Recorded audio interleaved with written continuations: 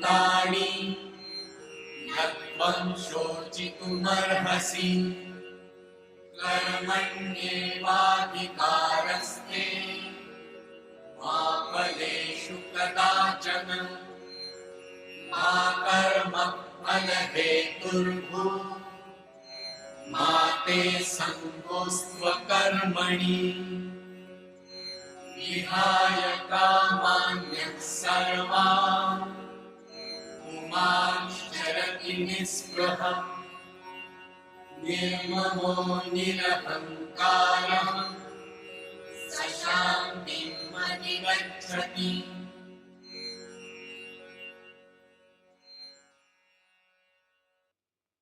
कल्याणानां निधानं कलिमलमथनं पावनं पावनानां पाथेयं यन्मुमुक्षु सपदि परपदप्राप्ते प्रस्थितस्य विश्रामस्थानमेकं कविवरवचसां जीवनं सज्जनानां बीजं धर्मद्रुमस्य प्रभवतु भवतां बोधराम सुरवरः सर्वाधिपः सर्वदा सर्वगतः शिवः शशिनिभः श्रीशङ्करः पातु मां मूकं करोति वाचालं पङ्गुं लङ्घयते गिरिं यत्कृपातमहं वन्दे परमानन्दमाधवम् वसुदेवसुतं देवं कंसचाणूरमर्दनं देवकी परमानन्दं कृष्णं वन्दे जगद्गुरुम् नमो ब्रह्मण्यदेवाय गो ब्राह्मणहिताय च जगद्हिताय कृष्णाय गोविन्दाय नमो नमः। नारायणं नमस्कृत्य नरं चैव नरोत्तमं देवीं सरस्वतीं व्यासं ततो जयमुदीरये। परम सम्माननीय योगाचार्य दिव्य जीवन संघ के संचालक स्वामी शिवानंद आश्रम के अध्यक्ष स्वामी अध्यात्मानंद सरस्वती जी महाराज, समस्था में विराजमान समस्त पूज्य संत मंडल, हरिहर धाम भू सेवाश्रम ट्रस्ट के समस्त अधिकारीगण, मंच संचालक डॉक्टर प्रभुदास पटेल जी, सम्माननीय बंधुओं और सम्माननीय मातृशक्ति, पुनः हम सब लोग आज पंचम दिवस पर यहाँ एकत्र हुए हैं। मैं अपनी वाणी को पवित्र करने के लिए आया हूँ। आप किस लिए आए हैं आप जाने।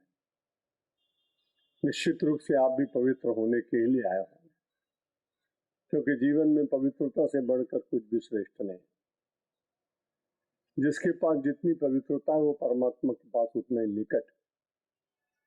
किसी व्यक्ति को ये पहचान करनी हो कि मेरी परमात्मा के साथ में कितनी दूरी और कितनी निकटता है, तो उसे किसी दूसरे से पूछने की जरूरत नहीं। फासला कूचे महबूब का क्या पूछते हो? फासला कूचे महबूब का क्या पूछते हो? अरे जैसा मुश्ताक हो, नजदीक भी है दूर भी। जैसी आपकी निष्ठा, जैसी आपकी पवित्रता, जैसी आपकी भावना, वो परमात्मा निकट भी है, वो दूर भी है। बहुत भूमिका नहीं गीता के संबंध में करेंगे। श्लोक हैं जिनके ऊपर किंचित मात्र विचार करना है 2 दिन के भीतर। बर्ड्स आई व्यू, विहंगम अवलोकन, जिसको हम लोग हिंदी में कहते हैं। मया अध्यक्षेण प्रकृति श्रूयते सचराचरम हेतुनानेन प्रकृति अन्ते जगदुत्परिवर्तते। भगवान कह रहे हैं मया अध्यक्षेण प्रकृति श्रूयते सचराचरम। ये प्रकृति माया मेरी अध्यक्षता में सारे संसार की रचना करती है। अमरकोशकार ने एक एक शब्द के कई अर्थ दिए। मैं कभी पढ़ रहा था किसी विद्वान से सुनने को मिला कि अधिक अर्थ मूर्ख होता है। हम विद्वान लोग हैं, और अक्ष का मतलब होता है आंख। जो अपनी आंखों से देखता है और फिर उसके बाद उनका निर्देश करता है, उनको आज्ञा देता है। किसी को कहता है कि बैठ जाओ, किसी को कहता है बोलो। बात तो बड़ी ठीक लगी। कुछ दिनों पहले जब मैं मीरा कुमार को देख रहा था तब मुझे ये अध्यक्ष शब्द बड़ा समझ में आ रहा था। वो बार बार कहती थी बैठ जाओ बैठ जाओ। परमात्मा भी कई बार अपनी माया से कहता है अरे भूकंप मत ला, सुनामी मत ला, खाना मत ला। कभी सुन लेती है, कभी नहीं सुनती। जो जिसके बहुत निकट होता है। संस्कृत में एक छोटा सा वाक्य और है, अति परिचयात अवज्ञा। बहुत परिचय होने के बाद में कई बार अवज्ञा होती है। मैं निरंतर प्रवास करता हूँ, इसलिए जगह देखने का अवसर मिलता है। प्रथम श्रेणी में जा रहा था, एक दंपति थे, वृद्ध थे। अब उनको ऊपर की सीट पे जाना था, चले तो गए। पत्नी साथ में क्यों नीचे चले, मैं और मेरा ब्रह्मचारी हम लग। तो बड़ी जैसे ऊपर की सीट पे पहुंचे तो हांफने लगे, हाय हाय करने लगे। अब मेरे जैसा एक व्यक्ति जिसने कभी न देखा हो ये दृश्य, मुझको बड़ी दया आई। मैंने कहा देखिए आपके पति हैं, इतनी देर से सांस भर रहे हैं, हाय हाय कर रहे हैं, इनको कोई औषधि या कोई पानी दो, इससे स्वस्थ हो जाए। उसने कहा आपने आज ही देखा है, मैं 50 बरस से इनको देख रहे थे। मैं चुप हो गया। तो मैंने कहा ये तो बड़ी विचित्र बात है कि माया जिसके द्वारा भगवान स्वयं प्रकृति का आश्रय लेकर सूयते सचराचरम, और कितना बड़ा काम भगवान करते हैं। अम्भोज स्थलताम स्थलम दलधिताम धूलीलवशैलताम मेरुर्मृत कणताम तृणम कुलशताम वज्रम प्रणप्रायताम वह्निम शीतलताम हिमम दहनताम आयाति यस्येच्छया लीला दुर्ललिताद्भुत गजनिने देवाय तस्मै नमः। हमारे संस्कृत के महाविद्वान किसी महापुरुष का श्लोक है कि परमात्मा सूयते सचराचरम, सारे संसार को कैसा बनाता है। अम्बोधि स्थलतम, जहां बहुत बड़ा रेगिस्तान हो वहां परमात्मा की इच्छा हो तो वहां अम्बोधि समुद्र बन जाता है, वहां जलाशय बन जाता है। अम्बोधि स्थलताम स्थलम जलधिताम, और जहां स्थल होता है तो वहां जल प्रकट कर देता है। आप में से बहुत लोगों को याद होगा जब गुजरात में भूकंप कच्छ में आया, मुझे सेवा करने का बड़ा रस मिलता है। दूसरे दिन वहां मैं गांव में खूब घूमा। मुझसे जो कुछ भगवान ने कराया, किसी को वस्त्र, किसी को अन्न, किसी के भवन निर्माण के लिए जो भगवान ने कराया, कराने वाले वो हैं, हम तो कुछ करते कराते नहीं। तो वहां मैंने देखा कि बिल्कुल सड़कें बीच में से कट गई थी, गड्ढे हो गए थे, और एक गांव में से तो कोई सरिता निकल पड़ी थी। लोग बड़े प्रसन्न भी हो गए थे कि सदियों हो गई, कभी कोई सरिता प्रकट नहीं हुई। इस भूकंप के कारण अपने यहाँ एक सरिता प्रकट हो गई और 3-4 दिन तक उसमें पानी बहुत बहा। तो मैंने कटिंग में कहीं रखा, मैंने भी सोचा चलेंगे उस नई सरिता में गंगा में स्नान किया, लेकिन भूकंप सरिता का भी तो एक आनंद तो होगा, चलेंगे दर्शन करेंगे। 4-6 दिन के बाद में समाचार आया वो धारा बंद हो गई। अम्बोधि स्थलताम स्थलम जलधिताम, जहां पर कोई कल्पना न हो वहां वो जल प्रकट कर देता है। धूली लवशैलताम, और बड़े बड़े पर्वतों को जब उसकी इच्छा हो ना, वो अध्यक्ष है, मालिक है, सर्वश्रेष्ठ है, इसलिए वो अपनी इच्छा से सारे संसार को चलाते हुए धूली लवशैलताम मेरु, एक छोटे से बहुत बड़े मेरु पर्वत को धूली लवा, एक धूल का कण बना देता है। और इतना ही नहीं, वन्यम शीतलता, जो अग्नि है उसको शीतलता प्रदान कर देता है और शीतलता के भीतर उष्णता ला देता है। आप में से जब भी कोई भाई गए होंगे, आपने यमुनोत्री और बद्रीनाथ का वो दृश्य देखा होगा। चारों तरफ तो बर्फ दिखाई पड़ रही, अलकनंदा भी बर्फ से ढकी हुई है, भागीरथी भी बर्फ से ढकी हुई है, लेकिन बड़े ताजुब की बात कि उसी के बीच में तप्त कुंड है। ये इस बात का हम सब लोगों को प्रत्यक्ष दर्शन कराता है कि भगवान में बड़ी शक्ति है। जहाँ चारों ओर बर्फ हो, हिम हो, उसके बीच में इतना तप्त पानी वर्षों से निकल रहा है। वन्यम शीतलताम हिमम दहनताम आयाति यस्य इच्छया, जिसकी इच्छा मत मात्र से ये सारे संसार के परिवर्तन सृजन दिखाई पड़ते हैं। लीला दुर्ललिता व्यसन है। हम लोगों को भी व्यसन है, हमें विद्या व्यासन है, थोड़ा जप करने का व्यसन है, थोड़ा ध्यान करने का व्यसन है। हमारे बैठे हुए सामने विराजमान सभी संतों को ऐसा है। ये बड़े अच्छे व्यसन है, इनसे जीव का कल्याण होता है। उन लोगों को बहुत ज्यादा बड़े विचित्र व्यसन होते हैं। एक सुरापान करने वाला मेरे प्रवचन में आ गया। मैंने कहा, भाई काहे को जिंदगी खराब करते हो? बोले, महाराज जैसे बोतल गई बड़ा मजा। और मैंने थोड़ी देर के बाद अपने प्रवचन में उसको उच्छृंखल सा होते देखा और शांत हो गया। मैंने कहा, एक बात मेरी समझ में नहीं आती, तुम कहते हो कि उसके पीने से कुछ मजा आता है, लेकिन मैं कभी कभी आश्चर्य पड़ता हूँ कि बोतल क्यों नहीं उछलती,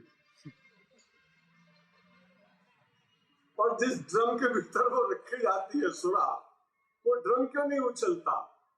सब मन की मान्यताएं हैं, वास्तव में कुछ ऐसा होता हुआ था नहीं। मन मानने लगता है कि अब सुरा पी है इसलिए कुछ मस्ती आनी चाहिए। हमको भगवान के नाम में मस्ती आती है और उनको अपनी बोतल में आती है। ये भगवान की बड़ी लीला दुर्ललिता व्यसन है। परमात्मा को भी एक व्यसन है। उस श्लोककार ने कहा उनका व्यसन क्या है? दुर्ललित लीला दिखाते हैं। कभी ललित लीला होती है तो वृंदावन में रास करते हैं, गायों के साथ में घूमने चले जाते हैं, भक्तों को कृतार्थ करते हैं, तत्वदर्शियों के अंतर में विराज होकर आत्मस्वरूप का आनंद दिलाते हैं। और कभी परमात्मा दुर्ललित लीला करना चाहता है तो कभी धरती कंपाते हैं, कभी अनावृष्टि हो जाती है, कभी अतिवृष्टि होती है, कहीं महामारी फैल जाती है। ये सारे दुर्ललित लीलाएं, हम सब लोग विचलित होते हैं, मनुष्य होना भी चाहिए। लेकिन जो बहुत परमहंस की दृष्टि से विराजमान दिव्य महापुरुष है, उनमें से मुझे एक संत के दर्शन करने का सौभाग्य मिला और उनका नाम था हरि बाबा। बहुत छोटी आयु थी, वृंदावन में घूमते घूमते गए। उस समय वृंदावन की 5 विभूतियां थी। एक थी आनंदमयी माँ, एक हरि बाबा जी, एक उड़िया बाबा जी, एक स्वामी शरणानंद जी और एक स्वामी अखंडानंद जी। इन 5 महापुरुषों का दर्शन करने का मुझे सौभाग्य मिला, जिनमें से 3 से तो मेरी खूब वार्ता भी हुई। स्वामी शरणानंद जी महाराज से, माँ आनंदमयी माँ से बड़ी कृपा थी उनकी। पंडित जवाहरलाल नेहरू जी उनके पास जाते थे, इंदिरा जी भी जाते थे। जब मैं जाता तो बहुत बड़े प्यार से कहती, बाबा तुम जब बोलते हो तो मुझे बहुत अच्छा लगता है। और उनका सारा ज्ञान होने पर भी कभी कभी उनके आग्रह पर मैं 10 मिनट 15 मिनट कोई उपनिषद की बात उनको सुनाता। इतनी श्रेष्ठ थी, उनको सब मालूम हो जाता था। विद्या की दृष्टि से लौकिक कोई ज्ञान नहीं था, आध्यात्मिक दृष्टि से अध्यात्म की सीमा पर पहुंची।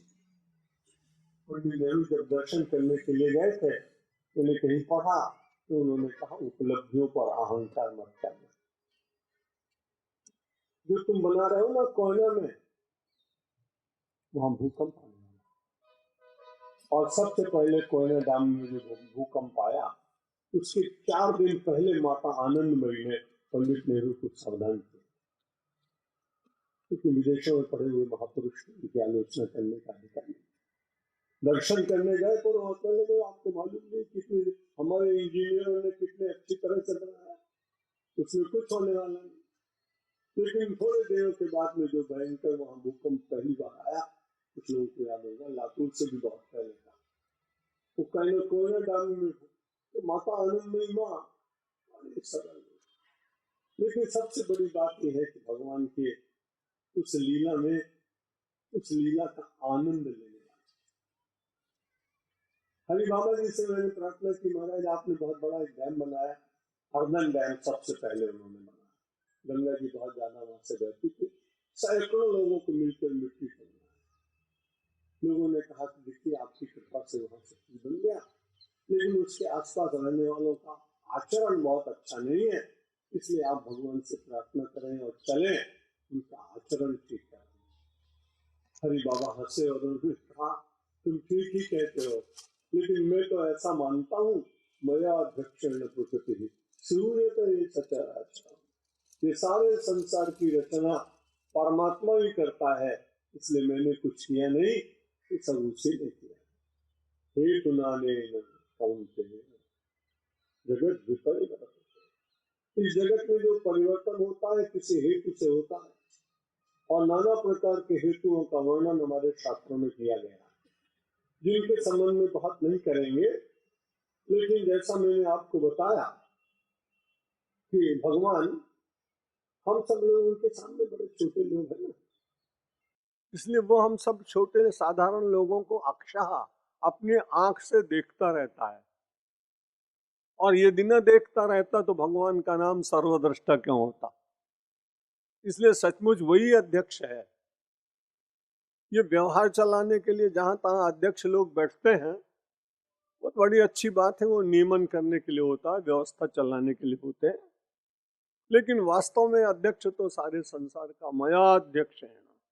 परमात्मा कहते हैं मैं ही अध्यक्ष हूं, और मेरे द्वारा प्रकृति को आज्ञा दी जाती है, और सचराचरम जितने चलने वाले लोग हैं, जितने अचल लोग हैं, उन सब के भीतर स्फूर्ति में ही प्रदान करता हूं। एको देवा सर्वभूतेषु गुहा, उपनिषद कहते हैं, सर्वव्यापी सर्वभूतांतरात्मा, वही परमात्मा है, सारे संसार के कर्माध्यक्ष, सर्वभूताधिवासः साक्षी चेता केवलो निर्गुणश्च। हमारे स्वामी अध्यात्मानंद हमारे साथ बोल रहे हैं, अच्छा लग रहा है। बड़ा उपनिषद का बड़ा प्रसिद्ध श्लोक है। एक और है, जब कोई अहंकार करता है कि मैं कुछ हूं, तो मुझे बड़ी हंसी आती है। एको वशी सर्वभूतांतरात्मा एकम रूपम बहुधा यः करोति तमात्मस्थम येनु पश्यन्ति धीरा तेषां सुखम शाश्वतम नेतरेषाम। एको वशी सर्वभूतांतरात्मा, सारे संसार को सूयते सचराचरम, सारे संसार को वही तो चला रहा है, वही निर्माण कर रहा है। अमेरिका का राष्ट्रपति ओबामा जी अमेरिका के ऊपर शासन कर सकते हैं, और वहां दूसरे दूसरे देशों के जितने अध्यक्ष हैं वो अपने अपने राष्ट्र पर अध्यक्षता दिखा सकते हैं। यहाँ के अध्यक्ष तो इतने सरल हैं कि वो केवल हस्ताक्षर ही करते हैं, बहुत अच्छे, उनका तो कोई अधिकार नहीं। और उनके साथ जो दूसरे सज्जन हैं वो तो बहुत ही सरल है, तो गुरुद्वारे के आदमी हैं। जो गुरुद्वारे का आदमी होता है वो तो ग्रंथी होता है, और पंथी होता है, उसे कुछ मतलब कुछ नहीं। उन बातों की मैं चर्चा नहीं करूंगा। एको वशी सर्वभूतांतरात्मा।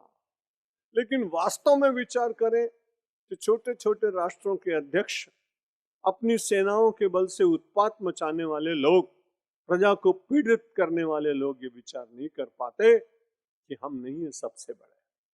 सबसे बड़ा कौन है? जिसने सबको वश में किया। और संसार के लोग तो ऊपर की व्यवस्था करते हैं, कपड़े की, रोटी की, मकान की, औषधि की, निवास की, शिक्षा की, दीक्षा की, लेकिन सबके भीतर नहीं बैठ सकता वो कोई आदमी। केवल एक ही परमात्मा है, सर्वभूतांतरात्मा, सबके भीतर विराजमान आत्मा के रूप में। एको वशी सर्वभूतांतरात्मा, वो लोग बड़े अच्छे लोग हैं। एकम रूपम बहुधा यः करोति। उस परमात्मा ने एक होकर अनेक लोगों का सुयते सचराचरम, सारे संसार का निर्माण कर दिया।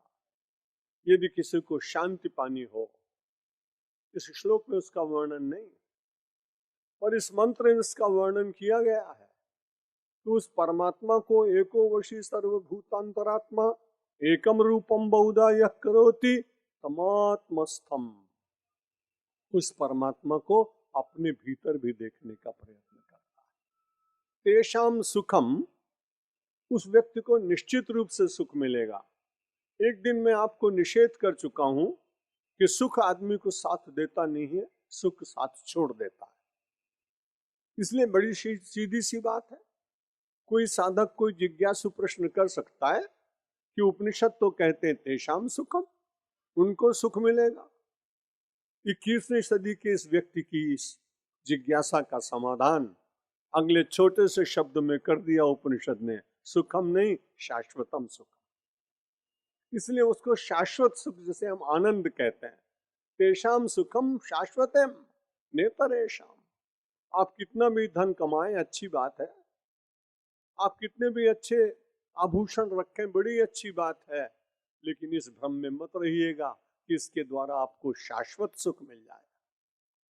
वे वस्तुएं कई बार बहुत बड़े संकट में भी डाल देती, जिनके संबंध में आप समाचार पत्रों में खूब पढ़ते रहते हैं, उनकी चर्चा करने की आवश्यकता नहीं। तो परमात्मा क्या है? कर्माध्यक्षा सर्वभूताधिवासा, और ये सब होने पर भी साक्षी, सबको देखता रहता है। क्योंकि मन में एक दिन विचार आया कि गोस्वामी जी कहते हैं कि सकल सृष्टि यह मोरी उपाया और सब पर मोरी बराबर दाया। ये सारी सृष्टि मेरे द्वारा उत्पन्न है और सबके ऊपर मेरी बराबर कृपा है। तब मैंने कहा कि जिसके शरीर में गलित कुष्ठ हो गया और वो छटपटा रहा है, किसी के परिवार के किसी व्यक्ति का वियोग हो गया, वो रो रहा है, किसी के जीवन में अचानक व्याधि आ गई, वो व्याकुल हो रहा है, और परमात्मा कह रहे हैं ये सारी सृष्टि मेरी बनाई हुई है। तो परमात्मा के भीतर क्यों क्षोभ उत्पन्न नहीं होता? तो बड़ी सीधी सी बात कह दी, साक्षी। जो साक्षी होता है उसके ऊपर कोई प्रभाव नहीं पड़ता है। साक्षी आप अगर हैं तो कितनी बार आप जाते हैं मार्ग से, दुर्घटनाग्रस्त लोगों को देखते हैं, आपको नहीं होता, कोई निकल जाता है, क्योंकि आप तो साक्षी हैं। भाई ऐसी घटनाएं रोज होती हैं, कहां तक रुकेंगे। लेकिन जहां आपकी ममता आ जाती है, एक थोड़ी सी आपने दुर्घटना देखी, आगे चले गए, एक दूसरी दुर्घटना देखी और आगे चले गए, तीसरी दुर्घटना देखी तो आपको पहचाना हुआ चेहरा लगा, गाड़ी आपने रोक दी और उसके बाद उसके पास जाकर देखा ये तो अपना पड़ोसी का लड़का है। जब आपको अपना दिखाई पड़ा तब उसके बाद आपके मन में ममता जागी, और जब तक आप यूं चलते रहे तो आप साक्षी बने रहे तो कोई कष्ट नहीं हुआ। भगवान कहते हैं भले मैंने सृष्टि का निर्माण किया हो, लेकिन बात यह है कि इसने मुझे पूरी तरह से देखा भी नहीं। द्वैत तो नहीं उनमें, सबके बराबर ही देखते हैं भगवान, लेकिन फिर भी मन में विचार किया कि साक्षी परमात्मा अनेक स्थानों पर कई बार ये चैतन्य होने पर भी अपने साक्षी भाव में विराजमान होने के कारण, और स्वयं भी अपने ऊपर उन्होंने प्रयोग किया, जिसने महाभारत की अक्षौहिणी सेनाएं मरवा दी हो, जिसने पता नहीं अघासुर नरकासुर पूतना जैसी पता नहीं कि कितने राक्षसों का वध किया हो, वो परमात्मा अपने पैर के ऊपर पैर रखे हुए इस समय साक्षी बनकर बैठा है। और बहेलिया आ गया, चरण में चमकती हुई मणि को देखकर उसने सोचा कोई हिरन है, और उसने बाणा मारा बाण, और श्री कृष्ण अपनी लीला का संवरण कर रहे हैं। ये घटना इस बात की साक्षी है कि जो परम चैतन्य होने पर भी जब पूर्ण साक्षी भाव में चला जाए तो अपने शरीर के पतन को भी वो देख नहीं पाता। इसलिए कई बार महापुरुषों का देहपात जागतिक दृष्टि से होता है, लेकिन जब वो आंतरिक जीवन की उस उच्च अवस्था में होते हैं तब उनको वास्तव में वह साक्षी भाव पूर्ण रूप से जीवन में आ जाता है। मुझे पूज्य स्वामी अखंडानंद जी महाराज के शरीर में कैंसर का रोग हो गया था। मैं उनका दर्शन करने कई बार जाता था, कई बार मैं उनका उल्लेख भी करता हूँ। मेरी दृष्टि में इस समय के बड़े श्रेष्ठ महापुरुष थे। जब उनको रोग हुआ तो मैं गया दर्शन करने। बड़े व्याकरण के अद्भुत विद्वान थे, करपात्री जी की तरह। बहुत लोग बैठे हुए थे। स्वामी जी के मुख पर बड़ी प्रसन्नता थी, आनंद थी। कपड़े से शरीर ढका हुआ था। बिरला जी उनके शिष्य हैं, सरला जी, वो सब लोग भी आए थे। आदित्य बिरला की पत्नी भी आई थी, राजश्री जी, सब लोग बैठे थे। इतने में सबसे पूछ रहे थे, बताओ कि मैं कहाँ हूँ। बड़ी अद्भुत बात।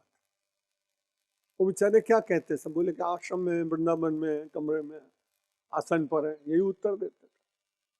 इतने में अचानक स्वामी जी ने मुझसे पूछा, सत्यमित्रन जी आप तो बड़े अच्छे हो, बड़े प्यारे लगते हो मुझको, तुम बताओ कि मैं कहाँ हूँ।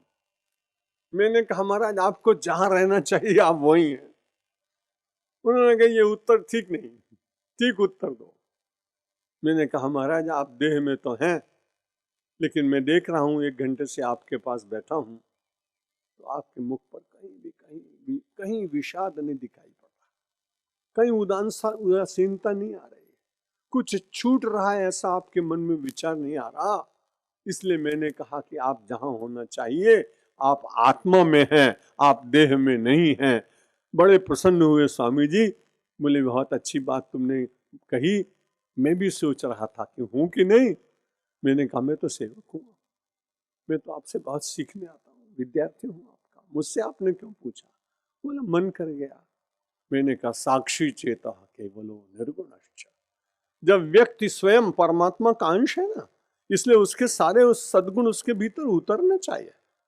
और जब किसी बड़भागी मनुष्याणाम सहस्रेशो कश्चित यतति सिद्धये यतताम अपि सिद्धानाम कश्चिन माम वेत्ति तत्वतः। कोई ऐसा बिरला होता है जो परमात्मा के उस स्वरूप को जान पाता है।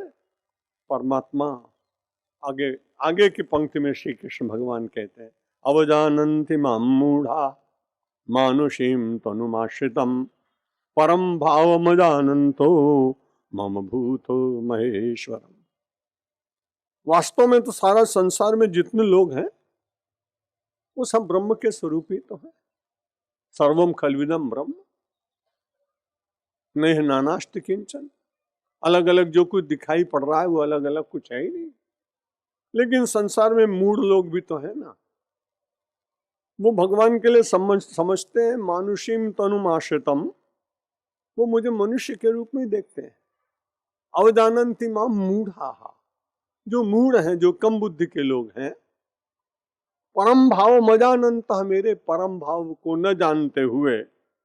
और मैं कैसा हूं, महेश्वरम। परमात्मा महेश्वर है, सबका ईश्वर है। कर्तुम अकर्तुम अन्यथा कर्तुम समर्थ स ईश्वर। ईश्वर की व्याख्या की हमारे संस्कृत के विद्वानों ने। ईश्वर कौन है?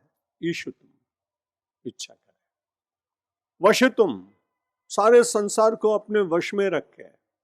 कर्तुम, जो करने योग्य है वो करे। अकर्तुम, जो मनुष्य की बुद्धि में ना आए वो भी करके दिखा दे, वो ईश्वर है। भगवान जब ये कह रहे हैं कि मैं मम भूत महेश्वरम, समस्त प्राणियों का मैं अधिपति हूं, पूर्व प्रवचन में कभी कहा होगा, स्मरण नहीं। आप देखें कि सारे संसार का वही तो है अधिपति। और कैसे प्रकट होता है, कब प्रकट होता है, उसकी दुर्लभ लीला को कोई जान नहीं पाता है। महर्षि वेदव्यास जी बैठे हैं, आंखें बंद किए हुए हैं, और आज देख रहे हैं सारे संसार के लोगों का वही निर्माण करने वाला है। तो सारे संसार का जब निर्माण करने वाला है तो देखें आप, अपने भगवान की लीला देखने की इच्छा होती भक्त को।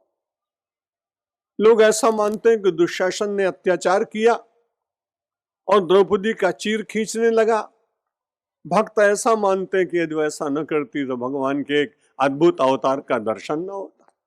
विधीयते यत् यदुनंदनेन नापेक्षते तत्र सहाय शक्ति पांचाल बालांचल दीर्घताया न तत्र तंतु न च तंतु आया। विधीयते यत् यदुनंदनेन, जिसे यदुनंदन स्वयं करना चाहे, जिसे श्री कृष्ण स्वयं करना चाहे, नापेक्षते तत्र सहाय शक्ति, वहां किसी दूसरे की सहायता की आवश्यकता नहीं होती। वैज्ञानिक कितना भी बड़ा क्यों ना होगा, लेकिन उसको उपकरण चाहिए, उसको रसायन चाहिए, उसके साथ में कुछ मित्र चाहिए, कुछ सलाहकार चाहिए, कुछ उसको अपने संशोधन को पूर्ण करने के लिए पूर्व वैज्ञानिकों के ग्रंथों का अध्ययन चाहिए, तब वो कोई इन्वेंशन करता है। जब इन्वेंशन करता है तो ये सब बातें तो कोई पूछता नहीं, जानता भी नहीं, लेकिन उसके बिना वो अपने आविष्कार को दे नहीं सकता। केवल परमात्मा ही जिसके संबंध में महर्षि वेदव्यास कह रहे हैं विधीयते यत् यदुनंदनेन, जिसको यदुनंदन करना चाहे, श्री कृष्ण करना चाहे, नापेक्षते तत्र सहाय शक्ति, वहां किसी की मदद की जरूरत नहीं। उदाहरण, पांचाल बालांचल दीर्घताया, पांचाली के अंचल को बढ़ाने के लिए न तत्र तंतु, न वहां कपास है, न वहां कोई थ्रेडमिल है, न वहां कोई वीविंग मिल है, न वहां कोई ताना बाना है। विधीयते यद यदुनंदनेन नापेक्षते तत्र सहाय शक्ति पांचाल बालांचल दीर्घताया, उस पांचाली के अंचल को बढ़ाने के लिए न तत्र तंतु न च तंतु आया, न कोई तंतुआय है, न बुनकर है और न धागा है। ये अद्भुत घटना इस बात को स्वीकार करने के लिए मुझे और आपको बाध्य करती है कि परमात्मा ही सूयते सचराचर। लेकिन कठिनाई क्या है? अवजानन्ति माम मूढ़ा, रावण जैसे लोग भी तो आते हैं, बार बार समझाने का प्रयत्न होता है, लेकिन समझ में कहाँ आती बात। वो तो अपने अहंकार के कारण अपने ही शक्ति केंद्रों को देखने का प्रयत्न करता है। मुझे तो ऐसा लगता है कि जब व्यक्ति अहंकार में चला जाता है तब वो व्यक्ति नहीं रहता, वो शायद पशु के तुल्य हो जाता है। क्योंकि जब मैं गांव में घूमा करता था मालवा के 40 वर्ष पहले, तो एक दिन एक तेली ने मुझको अपने यहाँ पंधाड़ी बुलाया, जो कोल्हू से तेल निकालते। तो मैंने देखा कि उसने जो बैल था उसके आंख के ऊपर 2 छोटी छोटी डलियां बांध रखी थी, ढक्कन लगा रखा था। उसमें से थोड़ा प्रकाश जाता होगा, लेकिन वो देख नहीं पाता, और सारे दिन काम करता, बहुत देर तक काम करता रहता, और उतना काम करता कि गले में घंटी बंधी रहती, और वो बेचारा दिन भर तेल निकालता, घूमता रहता। तेली अपनी बातचीत करता, अपना काम करता। एक उनका कोई मित्र वकील जैसा था, यहाँ बैठे हुए वकीलों को धन्यवाद, बुरा मत मानिएगा। एक वकील पहुंच गए, उन्होंने कहा तुम बड़े अच्छे आदमी हो, तुम तो आराम से बैठे हो और इस बैल के गले में घंटी बांध रखी है। क्यों बांध रखी? बोले अगर ये खड़ा हो जाए तो मुझे पता चल जाएगा। तो तेली बोला जरा धीरे से बोलना वकील साहब, कहीं इसने आपकी सलाह सुनी तो बड़ी मुश्किल हो जाएगी, खाली गर्दन हिलाता रहेगा और चलेगा नहीं। तो कई बार जब व्यक्ति क्षमा करिएगा मेरे हंसने की आदत है, कल भी आपको बताया था ना कि मैं प्रवचन तो करता नहीं, अपनी डलिया में से फूल लाता हूँ, चढ़ाता हूँ, तुम भगवान बन के बैठते हो। जब आप हंसते हैं तो मुझे ऐसा ही लगता है कि परमेश्वर के स्वरूप ही हंस रहे हैं। तो जब वो उसके आंख में बंधी हुई जो ढक्कन है, ठीक मुझे वो परशु उस मनुष्य में दिखाई पड़ता है जो अहंकार के कारण केवल उतना ही देखता है जितना उसे देखना है, और वो चारों तरफ देख नहीं पाता। उसको सलाह देने वालों की भी बात अच्छी लगती नहीं। उमा रावण ही असाभिमाना, जिम टिट्टी भी खग सूत उताना। यहां भगवान कहते हैं अवजानन्ति माम मूढ़ा, कितने मूर्ख लोग जो मुझको ऐसा मानते हैं कि मैं केवल मनुष्य तन में हूं, मैं मनुष्य तन का आश्रय लेकर और जगत का निर्माण करता हूं, ये भूल जाते। परम भाव में अनंतः, मेरे परम भाव को अजानंता न जानने के कारण। इसलिए परमात्मा इतना श्रेष्ठ है, हमारी बुद्धि इतनी छोटी है, हम भला उसे कैसे जान पाएंगे। वो तो कोई बड़भागी होता है जिसको वो जना देता है। गोस्वामी तुलसीदास जी कहते हैं, यह गुण साधन ते नहीं होई, तुम्हारी ही कृपा पाव कोई कोई। तुम्हारी ही कृपा तुम्हें रघुनंदन कि जानहि तो जानत तुम्हें उर चंदन। भक्तों के हृदय को चंदन के समान शीतलता पहुंचाने वाले मेरे भगवान, कोई अपने साधनों के द्वारा और अपनी क्रिया के द्वारा, अपने कर्मकांड के द्वारा, अपने बोध के द्वारा उस परम परमात्मा को जान लेना चाहे वो बहुत संभव है, क्योंकि कहीं बल शेष रहता है। और जब बल शेष रहता है तो परमात्मा बड़े दयालु हैं, वो अपने बल का प्रयोग नहीं करते। मैं तो विनोद में भी कई बार कहता हूं कि जो आदमी अपनी चिंता करते हैं वो बड़े अच्छे लोग, क्योंकि उस दिन भगवान बड़ा प्रसन्न होता है और वो वेकेशन पे चले जाते हैं। किसी ने पूछा, महाराज मसूरी में कैसे घूम रहे हो आज? बोले, भाई एक गांव में मैं गया था, लेकिन वहां सब अपनी चिंता कर रहे थे, पूरे के पूरे लोग। तो मैंने कहा, जब ये अपनी चिंता खुद ही कर रहे हैं तो इनकी चिंता मुझे क्यों करनी चाहिए? मैं छुट्टी पे चला आया।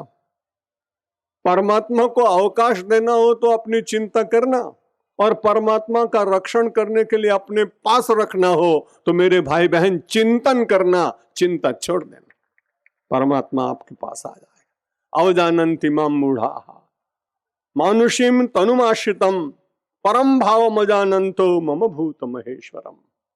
मैं परमात्मा हूं, महेश्वर हूं। इस बात को मूढ़ लोग स्वीकार नहीं कर पाते और बड़ी कठिनाई होती है।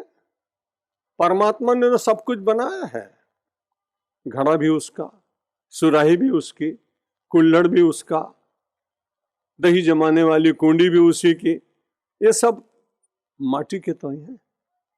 जैसे माटी में से सब प्रकट हुए हैं, लेकिन माटी उसमें सत्य है, ठीक उसी प्रकार से सारे संसार का उस महेश्वर ने निर्माण किया है, लेकिन उस परम भाव को न जानने के कारण मूढ़ भटकते हुए संसार में जीवन व्यतीत करते। इतना ही नहीं, मोघाशा मोघ कर्माणो मोघ ज्ञान विचेचता और राक्षसीम आसुरीम चैव प्रकृतिम मोहिनीम शता।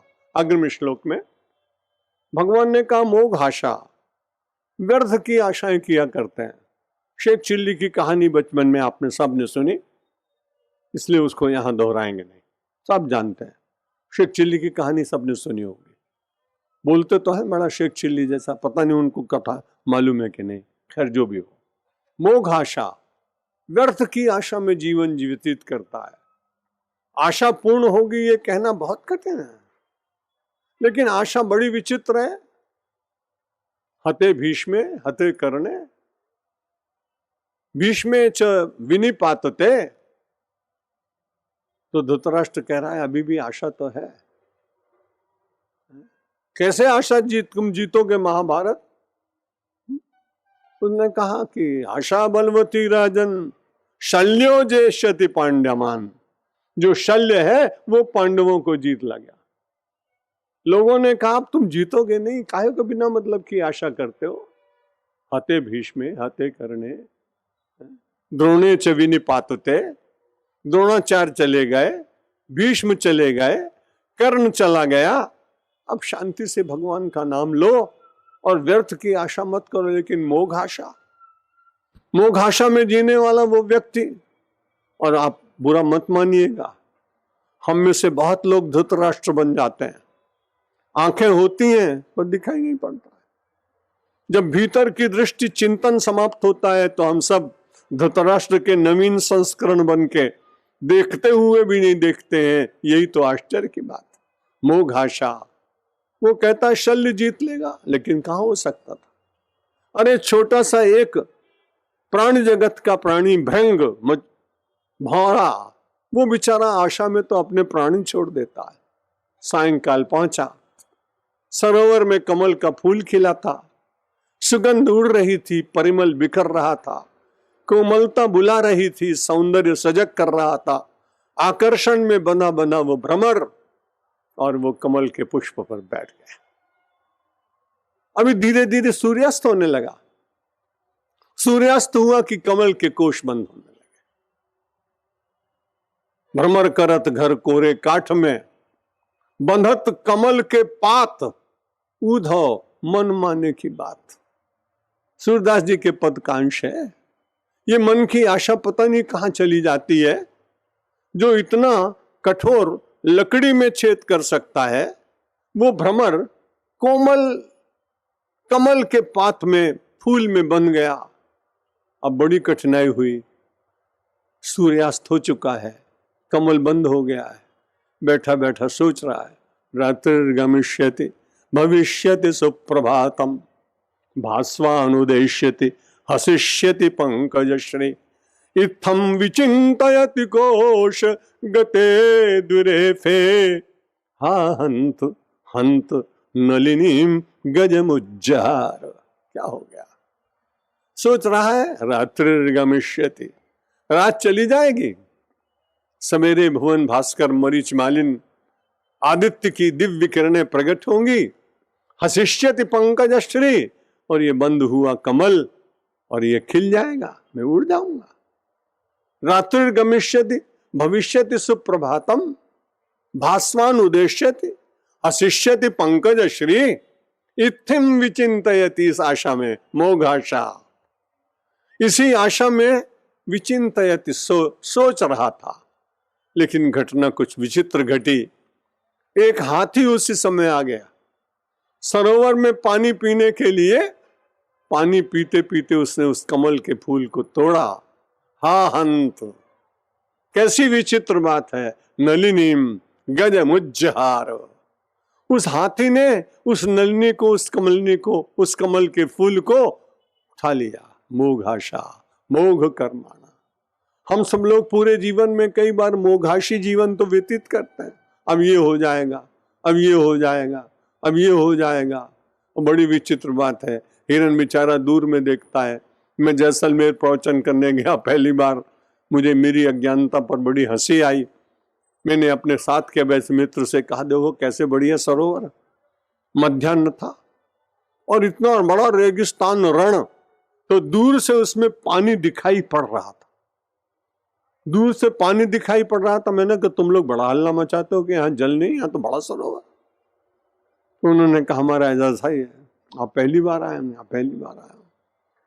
तो कई बार ऐसा होता है कि हम आशाओं में जीते हैं कि वहां होगा, वहां होगा, अब इसके बाद ऐसा हो जाएगा। आशाओं की बात नहीं, कर्म करते चले जाओ, अपने आप जो होगा वो ठीक ही होगा। इतना लंबा चौड़ा सोचने की जरूरत भी क्या है। मोघाशा, मोघ कर्माणा। और कुछ लोग व्यर्थ के कर्म में जीते हैं। कर्म की बड़ी व्याख्या है, गहना कर्मणो गति। श्रीमद् भगवत गीता कहती है बहुत कठिन है कर्म को पहचानना, कर्म की व्याख्या करना, कर्म के स्वरूप का निर्धारण। ये सब बहुत सरल काम नहीं है। लेकिन कई बार ऐसे कर्म करते हैं कि वो बड़े निंदित कर्म है, साधारण कर्म है। उन कर्मों से व्यक्ति को बंधन तो मिलता है, लेकिन उन कर्मों से मुक्ति का मार्ग खुलता नहीं। इसलिए मोघाशा, मोघ कर्माणा। मोघ ज्ञान, जो है नहीं उसको ही सत्य मान लेते हैं। रज्जो यथा है ब्रह्मा। जैसे शाम को गया कोई किसान और दूर से बड़ी जोर से चिल्लाया अपने घर के सामने, उसको रस्सी दिखाई पड़ी। और जब रस्सी दिखाई पड़ी तो दूर से उसने देखा थोड़ा सा प्रकाश था। बड़ी जोर से चिल्लाया, सांप सांप सांप। गांव के लोग इकट्ठे हो गए, जल्दी से बड़ा प्रकाश लाया गया। जब प्रकाश में देखा तो देखा क्या, रस्सी थी, सांप तो था ही नहीं। मोघ ज्ञान। जहां जो नहीं है वहां मनुष्य को दिखाई पड़ने लगे। रजत सीप महाभास जिम, यथा भानु करवार यद्यपि मृषा तिहु काल महा कि भ्रम न सकई को उतार। दूसरा एक ऐसा विचित्र ज्ञान हो गया है नहीं, जो सपने सिर काटे कोई जागे बिनु न दूर दुकोई। एक आदमी सो रहा है, सोते सोते और उसके स्वप्न देखता है कि मेरी गर्दन किसी ने काट डाली, और बड़ी जोर से रो रहा है स्वप्न में। स्वप्न के बीच में रोते हुए परिवार के किसी व्यक्ति ने पूछा, अचानक क्यों रो रहे हो? उसने कहा मेरी गर्दन कट गई। उसने कहा देखो तो हाथ लगाकर, तो बोले गर्दन तो नहीं कटी है, तो रो क्यों रहे हो?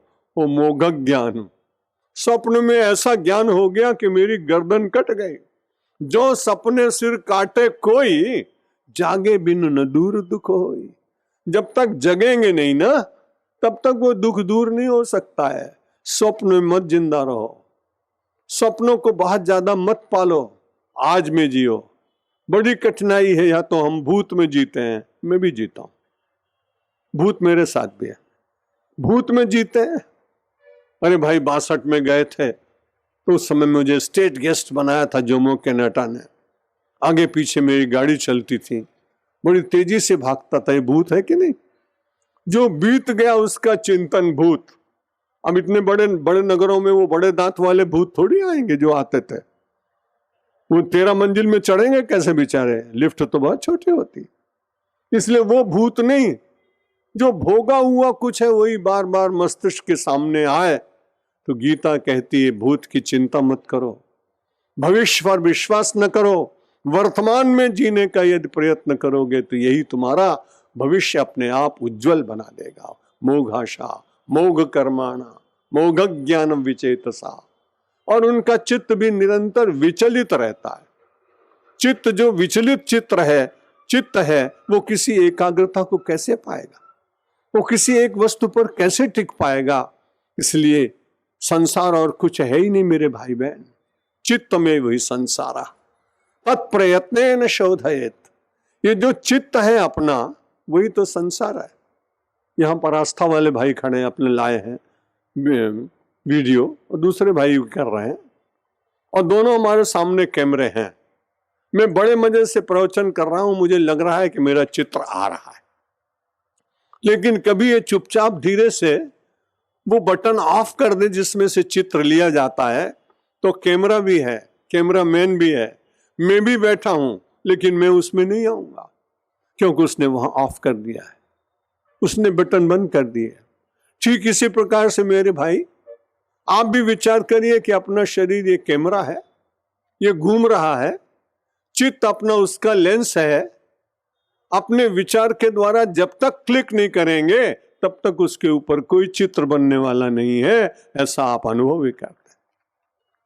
आप पान की दुकान पर से निकल गए, आपका मित्र खड़ा था, शाम को मिला, उसने कहा आजकल बड़े निष्ठुर हो गए हो, मैं तुम्हें देखता ही रहा और तुम मुझसे बोले तक नहीं। उसने कहा भाई मेरे को तो ध्यान ही नहीं कि आप उस समय वहां खड़े थे, क्योंकि मेरा ध्यान कहीं दूसरी जगह था। जब दूसरी जगह ध्यान होता है तो नहीं दिखता है, इसलिए अपने ध्यान को दूसरी जगह नहीं परमात्मा में टिकाने का प्रयत्न धीरे धीरे कीजिए। ये सारा संसार परमात्मा में हो जाएगा। हरिदेव जगत जगदेव हरि हरितो जगतो नहीं भिन्न तनु इति यस्य मति परमार्थ गते सन्नरो भव सागर मुत्तरेति। मोघाशा मोघ कर्माणा मोघ ज्ञान विचेतसा राक्षसीम आसुरीम चैव प्रकृतिम मोहिनीम श्रुताः। और वो लोग साधारण ठीक है, लेकिन कई बार राक्षसी वृत्ति वाले, आसुरी वृत्ति वाले, वो निरंतर अपनी वृत्तियों के द्वारा ही परिस्थितियों को और इन सब को देखते हुए उनको धारण करने का प्रयत्न करते हैं। इसलिए मोघ ज्ञान से नहीं, उससे बचने के लिए महात्मानस्तु माम पार्थ, जो दैवी जो आसुरी और राक्षसी वृत्ति के लोग हैं उनका ज्ञान भी मोघ, उनका चिंतन भी मोघ, उनकी आशाएं भी मिथ्या। लेकिन महात्मा जो है, यहां महात्मा के लिए कोई विशेष वस्त्र का वर्णन नहीं किया गया, किसी विशेष जाति का वर्णन नहीं किया गया। जिनका अंतःकरण ठीक है, जो आत्मा को बार बार देखने का प्रयत्न करते हैं शरीर में रहते हुए भी। महात्मानस्तु माम पार्थो दैवीं प्रकृतिमाश्रितः भजन्ते नन्य मनसो ज्ञात्वा भूतादिमत्वम्। वो ऐसा मानते हैं अव्ययम परमात्मा को, ऐसा मानना। और वो कैसे होते हैं? वो मेरी द्वारा जो प्रकृति के द्वारा बनाया हुआ संसार है उसमें रहते तो हैं। आज भगवान ने अर्जुन का फिर तीसरा नाम दिया। परसों आपने सुना था परंतप, कल आपने सुना था कौन्तेय, आज भगवान कह रहे हैं पार्थ, फिर से मां का स्मरण करा। कुंती का एक नाम प्रथा था और प्रथा से उत्पन्न होने के कारण अर्जुन का नाम पार्थ। जब जब कभी भगवान को अर्जुन के भीतर कोई मलिनता दिखाई पड़ती है तो उसको तुरंत दूर करने के लिए वो कुंती का स्मरण कराते हैं। उनको कराना तो चाहिए अपना स्मरण कि देख तेरे सामने कौन खड़ा है, लेकिन यही तो भगवान की भगवत्ता है। वो अपने आप कभी कुछ नहीं कहते कि मैं क्या हूं, और हम सब लोगों की यही तो बड़ी नीचता है कि हम कुछ नहीं होते हुए भी बार बार बताने की चेष्टा करते हैं कि हम कुछ हैं। परमात्मा सब कुछ होते नहीं बताता, जीव कुछ न होने पर भी अपने को बताने की चेष्टा करता है। इसीलिए तो परमात्मा की शरण में जाना चाहिए कि अपने भीतर की वो लघुता, अपने जीवन की वो क्षुद्रता, अपने जीवन का वो हीन भाव समाप्त हो जाए और उस विराट के साथ रहते रहते आपको भी ऐसा लगे मैं विराट का अंश हूं, मैं परमात्मा का अंश हूं, मैं परमात्मा का रूप हूं। ये भगवदीय भाव में तो इनसे जीव का कल्याण होता है। महात्मानस्तु माम पार्थो दैवीं प्रकृतिमाश्रिताः भजन्ते अनन्य मनसो। वे लोग अनन्य भाव से मेरा स्मरण करते हैं। संसार में रहना बुरी बात नहीं, लेकिन भजन किसका करना चाहिए? जो कभी विनाश को प्राप्त ना हो। जगत की वस्तुओं का भजन करने से, और भज शब्द का एक अर्थ सेवायाम, ये भी व्याकरणकारों ने दिया है। तो संसार की वस्तुओं को सेवन करते करते उन्हीं के रूप में हो जाए तो व्यक्ति भी परमात्मा के साथ संबंध कैसे बना पाएगा? इसलिए बहुत अच्छी बात भगवान ने कही, अनन्य मनसः। रहे संसार में लेकिन मन हमारा केवल परमात्मा के साथ हो। और जो अनन्य भाव से परमात्मा की पूजा सेवा अर्चना वंदना करता है, परमात्मा भी उसके ऊपर बहुत कृपा करते हैं। ये यथा माम प्रपद्यन्ते तांस तथैव भजाम्यहम्। जो मेरा जैसे भजन करते हैं वैसे ही मैं भी करता हूं। गांव का एक भोला भाला आदमी जंगल में बैठा था, गाय चराता था। कोई संत मिले तो देखा बाबा रोज यहाँ आते हैं, बैठते हैं, और गया, महाराज मेरे को कोई छोटा सा मंत्र दो, मेरा भी जीवन कल्याण हो जाए।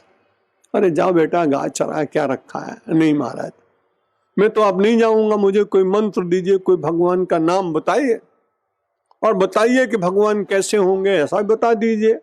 मैं अनन्य भाव से महाराज आपको विश्वास दिलाता हूं, सब कुछ चला जाए फिर मैं छोड़ूंगा नहीं जो आपने दिया। अब उसको दयावंत संत ने कहा गोपीनाथ बोला करो, गोपीनाथ गोपीनाथ गोपीनाथ। बड़ा भला आदमी था, बिना पढ़ा लिखा था। एक दिन तो गोपीनाथ याद रहे, अब दूसरे दिन तो बेचारा मंत्री बोल गया। मंत्र भूल गया तो गप्पनाथ गप्पनाथ गप्पनाथ गप्पनाथ बोले।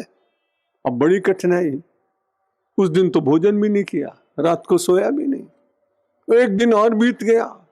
अब जब उसके सामने कोई ब्राह्मण के रूप में गए भगवान, बोला मैं आ गया हूं तो जिसको बुला रहा था।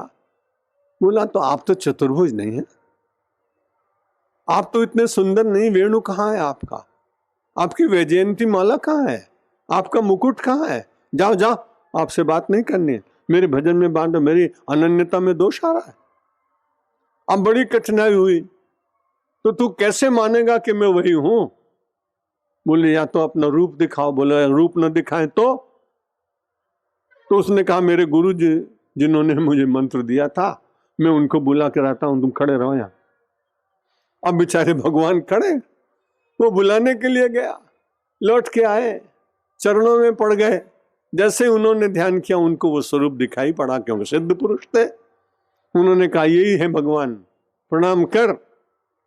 भगवान को उन्होंने कहा महाराज ये तो बेचारा मूर्ख है, इसने आपका नाम गप्पनाथ कर दिया। भगवान ने कहा मैं इसीलिए जल्दी आया, मेरा नामकरण संस्कार बहुत दिन से हुआ ही नहीं था, इसलिए मैं यहाँ आ गया। और भजन तेनन्य मनसो, तो जो लोग भगवान का स्मरण करते हैं, महात्मानस्तु माम पारा दैवीं प्रकृतिमाश्रिताः भजन तेनन्य मनसो ज्ञात्वा भूत्वादि अव्ययम्, ऐसा मान करके अव्यय परमात्मा का वे महात्मा लोग अनन्य भाव से भगवान का स्मरण करते हैं। अभी मैं कुछ और भी कहता, आपकी पूजा करता, लेकिन बड़ी कठिनाई, घटिका यंत्र पर मेरी दृष्टि गई और उसने मुझे कहा अपने नियम का पालन करो और अव्यय परमात्मा को यहाँ मारुति धाम में बुलाओ, और गप्पनाथ नहीं, जीवन का जीवन नाथ मानकर, जीवन नौका का पतवार मानकर, जीवन का कर्णधार मानकर, अपने जीवन का सारे सर्वस्व मानकर एक बार महात्मानस्तु, जैसे अनन्य भाव से महात्मा बचते हैं, हम महात्मा न बन पाए पर दुरात्मा बनने की चेष्टा न करते हुए सात्विकात्मा बनते हुए जरा बोलें, अब सौंप दिया जीवन का सब भार तुम्हारे हाथों में, सब भार तुम्हारे हाथों में है, जीत तुम्हारे हाथों में और हार तुम्हारे हाथों में और हार तुम्हारे हाथों में। मेरा निश्चय बस एक यही, एक बार तुम्हें पा जाऊं मैं, एक बार तुम्हें पा जाऊं मैं, अर्पण कर दूं दुनिया भर का सब प्यार तुम्हारे हाथों में, सब प्यार तुम्हारे हाथों में। जो जग में रहो तो ऐसे रहो, जहाँ जल में कमल का फूल रहे, जहाँ जल में कमल का फूल। मेरे सब गुण दोष समर्पित हो, करतार तुम्हारे हाथों में, भगवान तुम्हारे हाथों में। यदि मानव का मुझे जन्म मिले तो तब चरणों का पुजारी बनूं, तो तब चरणों का पुजारी बनूं। इस पूजक की एक एक रग का होता तुम्हारे हाथों में, होता तुम्हारे हाथों में। जब जब संसार का कैदी बनूं, निष्काम भाव से कर्म करो, निष्काम भाव से कर्म करूं। फिर अंत समय में प्राण तजूं, निराकार तुम्हारे हाथों में, साकार तुम्हारे हाथों में। मुझ में तुझ में बस भेद यही, मैं नर हूँ तुम नारायण हो, मैं नर हूँ तुम नारायण। मैं हूँ संसार के हाथों में, संसार तुम्हारे हाथों में, संसार तुम्हारे हाथों में। अब सौंप दिया इस जीवन का सब भार तुम्हारे हाथों में, सब भार तुम्हारे हाथों में है। जीत तुम्हारे हाथों में और हार तुम्हारे और हाथ तुम्हारे हाथों शंकर भगवान की जय, रामचंद्र भगवान की जय, कृष्णचंद्र भगवान की जय, जगदम्बे माता की जय, गायत्री माता की जय, पवन सुत हनुमान की जय, सब संतों की जय, गंगा मैया की जय, नर्मदा माता की जय, भारत माता की जय। नमः पार्वती पते हर हर महादेव। अभी 2 दिन शेष हैं। एक तुलसीदास जी ने बड़ा अच्छा मंत्र लिखा है, दोहा, कि तुलसी या संसार में मति दिखावे ऐट, लेना हो सो ले ले, उठी जाती है पैट। ये बजरिया 2 दिन के बाद बंद होने वाली है, इसलिए अपने आना खुद और लोगों को लाना। गीता के इस पवित्र चिंतन में उनको समाविष्ट करके मुझे भी उनकी पूजा का अधिकार दिलाना। धन्यवाद।